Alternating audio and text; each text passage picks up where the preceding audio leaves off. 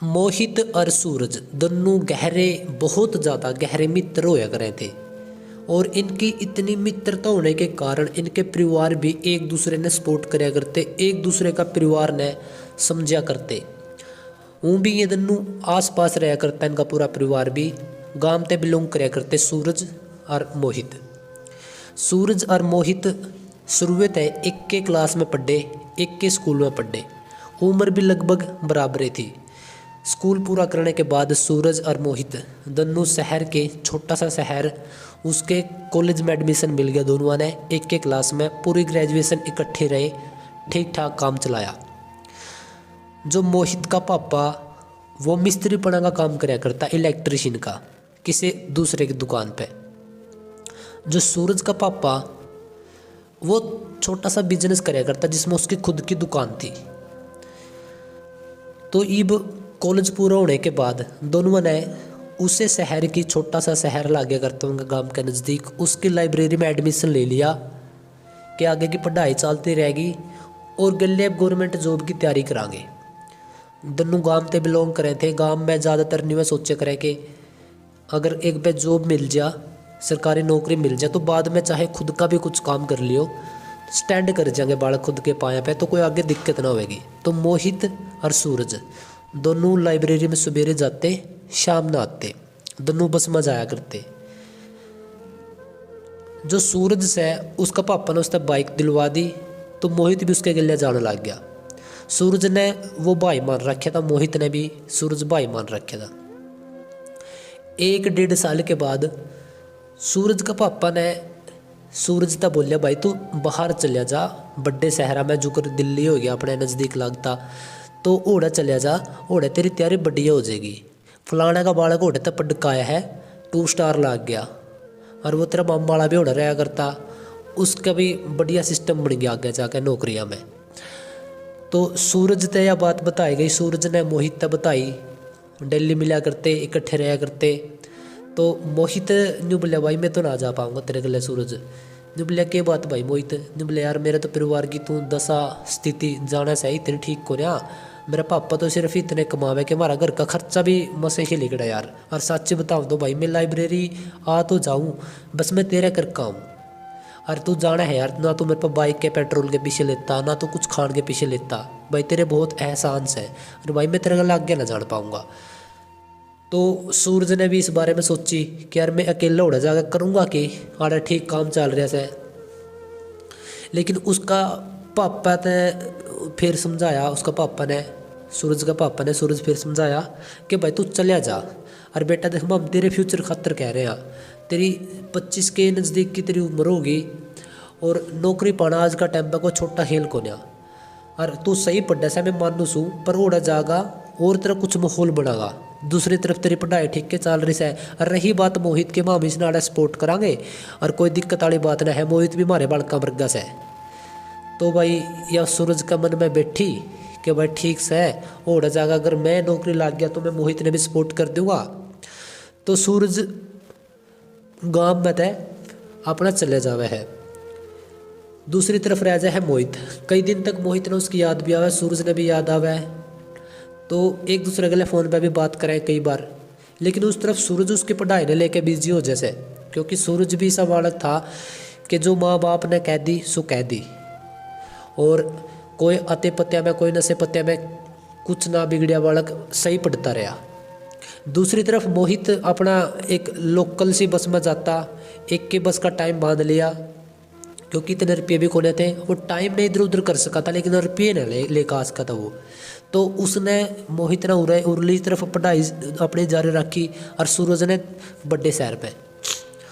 तो एक दूसरे ने बताया भी जाया करते जी, कितने कोई डाउट लगता या फिर कोई पेपर आने वाला था उनका, जो भी उनके टारगेट कर रखे थे। तो 1 साल के बाद ऐसा सिस्टम होया कि उनकी बात कम होने लग गई थी, क्योंकि वो उसकी पढ़ाई में बिजी था, वो उसकी पढ़ाई में बिजी था, उसने बड़ा मन बना लिया था। बल्कि मोहित ने तो एक काम कर लिया, अपना घरे किताब लगा ली, घरे टाइम टेबल बना लिया, क्योंकि उसका घर का इतना बजट ना था। तो मोहित अपना घर पर ला गया पढ़ने, और सूरज ओढ़ा पढ़िया गया। तो 2 साल के बाद कुछ ऐसा होया कि एक दिन सूरज के पापा का फ़ोन गया, मोहित का दौर है, सूरज का दौर है। जो बोले रहे भाई बधाई हो। सूरज बोले पापा बधाई किस बात की? बोले तेना ना मेरा। बोलिया क्या हो गया? बोले मेरा तो इब्बे कोई सा पेपर भी ना था जो सा क्रैक होया हो। बोले यार मोहित लग गया। बोले मोहित? बोलिया अपनाला? बोले हाँ अपनाला। तो भाई सूरज ने उसका तरफ बैठा उसका पापा के बात करके। तो सूरज का मन में आई यार उसने मेरे तरफ फ़ोन किया था को नहीं कराया। तो उसने उसका फ़ोन कराया। बोले यार मोहित भाई कॉन्ग्रेचुलेसन तू लाग गया। बोले थैंक यू भाई। बोले यार किस चीज़ में सिलेक्शन होया? बोले मन तो मेरा भी को तेने पेपर भी घने में रखे। बोले भाई हरियाणा है साइम हो गया। बोले भाई बहुत बढ़िया। मैं तेने मेरे तरफ फ़ोन क्यों ना कराया? बोले यार तू मेरा बजट जाना है, मेरा फ़ोन भी डैमेज होया पड़िया भाई, और मैं तो बड़ी मुश्किल से चलाया करता, पापड़ा फ़ोन वाला काम कराया करता, थोड़ा बहुत जो किसी अगला बात भी करनी होया करती। बोले अपनी बात तो काफ़ी टाइम हो गए थे हुए। बोले तेरा क्या रहा? बोले भाई मेरा तो ना होया यार इसमें। बोले अच्छा। बोले चल कोई नहीं आगे हो जाएगा। बोले हाँ। तो भाई इसके बाद सूरज जब पढ़ने बैठता तो उसका मन में नहीं हुआती यार ईसा उसने के पढ़ लिया जो मैं ना पढ़ पाया। हम इकट्ठे पढ़ा करते, हमारा दिमाग बराबर, सारी चीज़ बराबर थी। लेकिन मोहित के मन में से किम्या को नहीं था। तो अब सूरज के भीतर एक जुनून सा बन गया कि जब वो लाग सके तो मैंने भी लाग के दिखाना है। दूसरी तरफ वो ट्रेनिंग पे चले गया मोहित। लेकिन मोहित उसके गले बात भी करके गया था, भाई कोई दिक्कत ना है, टेंशन ना लिए, और जब गाँव में आवे तो बता दिए। लेकिन सूरज ने यह बात क्लियर बोल दी, आऊँगा तो जब भी आऊँगा भाई, जब नौकरी लाग जाऊँगा। तो सूरज पहला 12 घंटे पढ़ा करता। इब उसने सोने का और थोड़ा बहुत टहलन का, उरा परा जान का, खान का भी टाइम कम कर दिया। 17-18 घंटे लग गया पढ़ने। सिर्फ 5 घंटे सोया करता, 18 घंटे पढ़ा करता। तो 9 महीने हो गए, 9-10 महीने हो गए। तो मोहित गाँव में आ गया, घर के तो मिला, सूरज और के घर के तो मिला, बराबर मान्य करता। नहीं बोले अंकल सूरज ना आया? नहीं बोले ना। नहीं बोले मेरा भी उस पर ट्रेनिंग में फ़ोन बंद था, मेरी भी किसी के लिए ज़्यादा बात को नहीं हुई, एक के भाई बात हुई थी पापा के लिए, पापा ने करिया था सीधा हेड ऑफिस में। नहीं बोले अच्छा। नहीं बोले कराइए बात, उसका दूर फ़ोन कराया भाई, फ़ोन ना उठाया। शाम ने सूरज का उसके पापा के लिए बात हुई।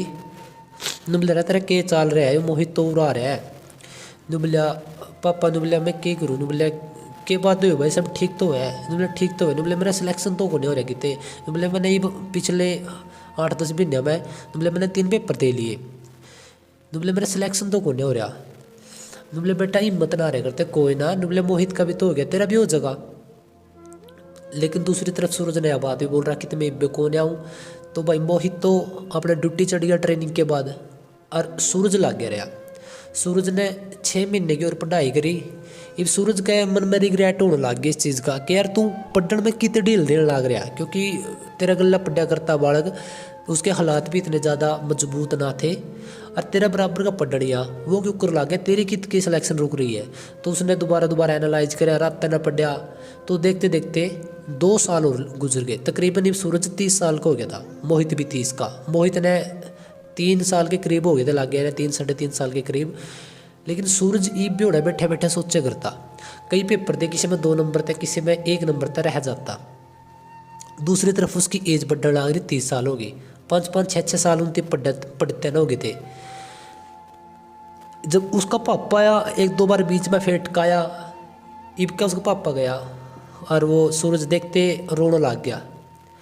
बोलिया क्या बात हुई बेटा? बोलिया तो ऐसा बालक होया करता, कदे हारना सीखा कौन था? बोले पापा क्या करूँ मैं? बोलिया क्या दिक्कत हुई? बोलिया कि मैं वो तो कौन रहा। बोले फिर कोई बात नहीं कि मैं और काम धंधा कर ले।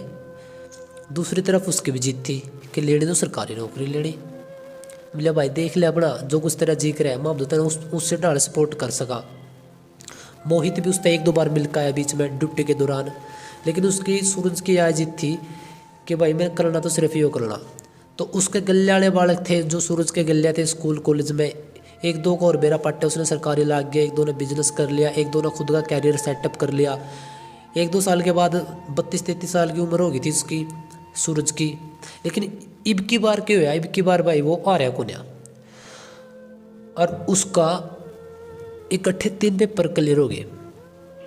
और बहुत बड़ी खुशी की बात थी कि उसके 3 पेपर क्लियर हो गए। इब की बार वो बैग उठा कर 32 साल की उम्र में और वो अपने घर ना आया, और पेपर भी सीधा इब की बार उसने IAS का क्रैक किया।